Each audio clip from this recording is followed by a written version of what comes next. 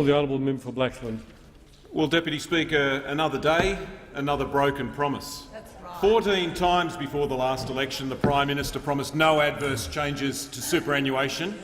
Well, he must have a case of amnesia, because yesterday he broke that promise. As a result of a dodgy deal in the Senate, they've scrapped superannuation increases for 8.5 million Australians for the next 7 years. That means millions of Australians will retire with thousands of dollars less. As the Australian newspaper said today, if you're 40, you're on 70 grand a year, you'll retire with $19,000 less. If you're 30, you're on 100 grand a year, you retire with about $39,000 less.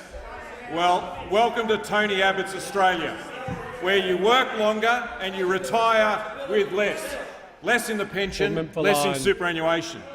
Superannuation is one of the biggest and most important economic reforms in this country in the last 100 years, created by Paul Keating and Bill Kelty.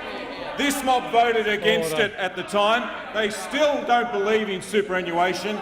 It shows how out of touch they are, and it shows the people of Australia that at the next election, if you vote Liberal, not only are you voting for a $7 tax to go to the doctor, to double the cost of university degrees, or cut indexation to pensions, you'll also be voting to have less money when you retire. Order.